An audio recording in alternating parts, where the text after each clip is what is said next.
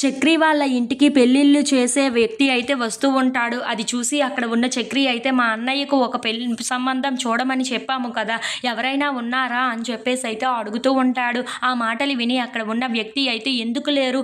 ఉన్నారు. కానీ మీకు పైగా ముందే చూపించాము కదా! ఒక మంచి పెళ్లి సంబంధం. అది ఆ అమ్మాయికి ఇష్టమే. అలాగే ఆళ్ళ ఇంట్లో ఉన్న వాళ్ళకి కూడా ఇష్టమే. కానీ మీ వాడే ఎందుకో ఒప్పుకోలేదు అని చెప్పేసి అయితే అంటూ ఉంటాడు. ఆ మాటలు విని అక్కడ ఉన్న చక్రి అయితే ఎవరు ఆ అమ్మాయి అని చెప్పేసి అయితే అడుగుతూ ఉంటాడు. ఇంతలో అక్కడ ఉన్న వ్యక్తి అయితే ఆ రోజు వచ్చింది కదా! వంటగదిలోకి కూడా వెళ్ళింది. మీ అన్నయ్య గారెలు వేసి మరి చూపించాడు కదా! అన్నీ అమ్మాయికైతే చాలా బాగా నచ్చాయి అతని విషయంలో అని చెప్పేసి అయితే అంటూ ఉంటాడు. ఆ మాటలు విని అక్కడ ఉన్న చక్రి మహాలక్ష్మి వాళ్ళు అయితే అవునా! మరి అలాంటప్పుడు ఎందుకు ఏమీ అనలేదు మాధవ అని చెప్పేసి అయితే అనుకుంటూ అతని వైపు అయితే అలా చూస్తూ ఉండిపోతారు. ఇంతలో అక్కడ ఉన్న వ్యక్తి మాత్రం అవును ఆ అమ్మాయికి బాగా నచ్చాడు.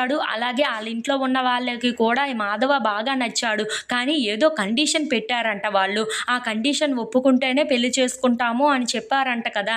ఆ కండిషన్ ఏంటో మరి నాకు తెలియదు. నీకేమైనా తెలుసా? అని చెప్పేసి అయితే అడుగుతూ ఉంటాడు. ఆ మాటలు విని అక్కడ ఉన్న చక్రి వాళ్ళు అయితే ఏమో మాకు తెలియదు అని చెప్పి అంటూ ఉంటారు. ఆ మాటలు విని అక్కడ ఉన్న వ్యక్తి అయితే అలా అయితే ఆ మాధవానే కనుక్కోండి. ఆ కండిషన్ ఏం పెట్టిందో ఆ కండిషన్‌కి ఒప్పుకుంటే ఆ అమ్మాయినే నిశ్చయం చేసేయవచ్చు అని చెప్పేసి అయితే అంటూ ఉంటాడు. ఆ మాటలు విని అక్కడ ఉన్న మహాలక్ష్మి, చక్రి వాళ్ళు అయితే ఆ కండిషన్ ఏంటో ఖచ్చితంగా తెలుసుకోవాలి. అలా అయితే అన్నయ్యకు ఆ అమ్మాయితోనే ఆ సంబంధం రైట్ అయిపోతే చాలా బావుంటుంది. మా అన్నయ్యకి కూడా ఆ అమ్మాయి నచ్చుతుంది. అలాగే ఆ అమ్మాయికి కూడా అన్నయ్య అంటే చాలా ఇష్టం అని అంటున్నారు కదా! అలాంటప్పుడు ఆ అమ్మాయినే కుదిరించేస్తే చాలా బావుంటుంది అని చెప్పేసి అయితే అనుకుంటూ ఉంటారు.